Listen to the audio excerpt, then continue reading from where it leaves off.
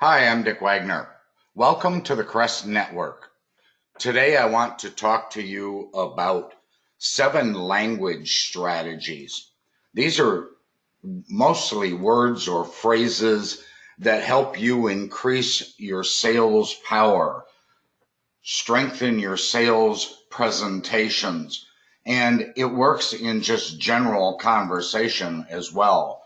We're going to talk about some words that I really encourage you to avoid and some words that I would encourage you to adopt into your sales presentations and even in everyday language. First up is minimizers. Minimizers erode the value of your conversation. When you say something like, I only want to talk about, you have just minimized whatever it is you want to talk about. But when you precede that sentence with, this is critical information, it's almost shining a floodlight on it. It's drawing attention to it. It's making people stand up and take notice of about what you're going to say. And then the word but, B-U-T. The far better word is the word and, A-N-D. When you use the word but, it wrecks everything that you said prior to that word. An example, I want to give you this, but I was hesitant. You're a great guy, but. Well, when they say the word but, immediately you're a great guy just goes out the window. It's far better to say, this is critical information. There are other things you can use instead of that, but the point is, but detracts from, takes away from what you're going to say. Think about this. If someone says, you're a great guy, but I have this issue with, well, that just means you're not a great guy. You just killed it. But if they say, you're a great guy and I like the way you comb your hair, it just elevated what they were just saying, and they weren't putting you down. Everything they said before the word and lends credibility and enhances the following part of the sentence. The word might. You get might when someone wants to be wimpy, when they just can't commit. I might be willing to do it. What does that mean? It's lame, it's spineless. Bottom line, it's a very limp word. So don't put yourself in that same situation. Try to avoid, I might be able to adjust the price. The word might is pretty limp. Adopt instead, I would adjust the price when you accept the agreement. Now you have made it strong and powerful. Presuppositions. That's a big word. Short answer to the word can't even say it, presuppositions, is that too often we use the word if, and in reality, we should be using the word when. If you become a client implies that they have a choice. There's a 50-50 chance they may not become a client. And you're saying you understand that.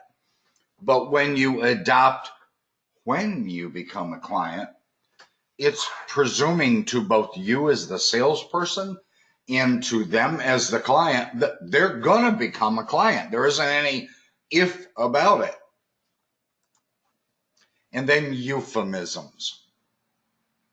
They're words that deny the reality of whatever it is we're saying. You've heard them, you've used them. They're often vague or unclear words. When a loved one dies, we might say they passed away. Where did they pass to?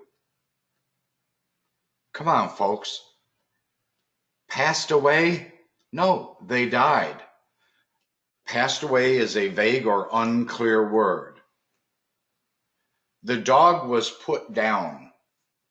Really? Where was he put down to?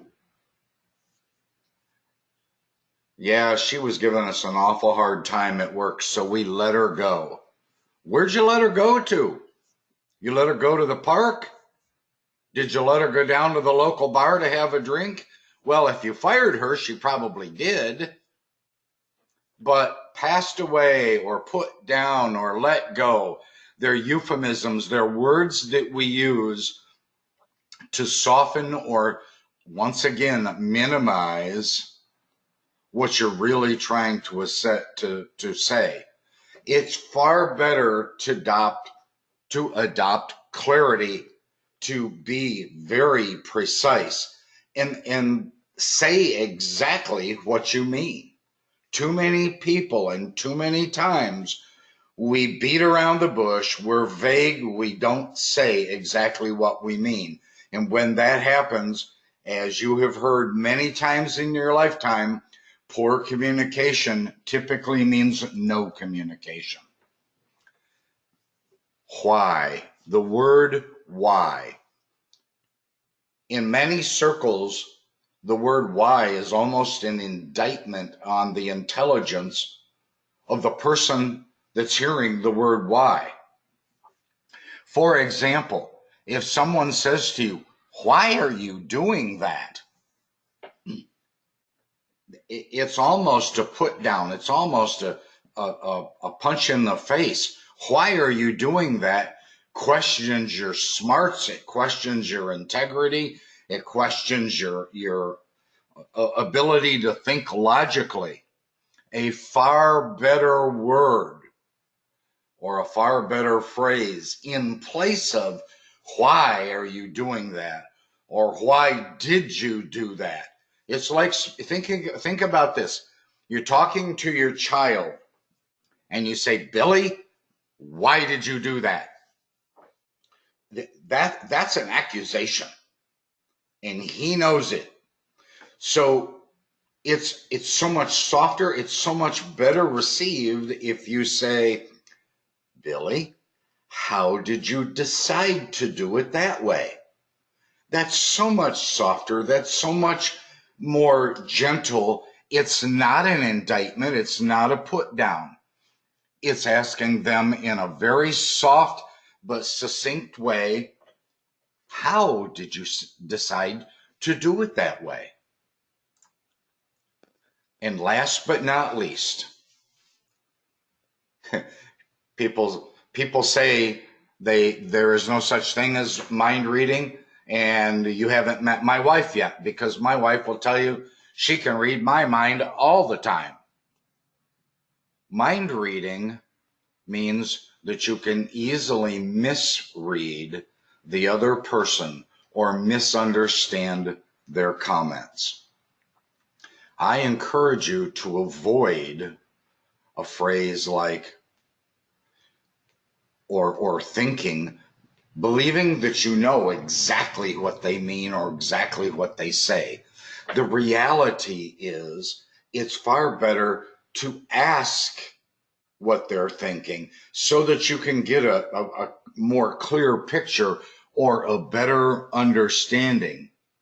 It's kind of like the joke that is told, I can't remember who told it, but it was how sad the wife was when the husband came home, upset that the dog ate the pie she baked for the husband. And yep, the dog died. And the husband says, that's all right, honey, we can get another dog. Well, he was trying to mind read, but the fact of the matter was she was crying because the dog ate the pie she made for him. She wasn't crying because the dog died. It's misreading or doing some mind reading that often puts you thinking the wrong thing. When you're doing that in a sales world, that's very, very risky. I encourage you to become a master of using words wisely. I talk a lot about helping salespeople achieve an ultra high level of success.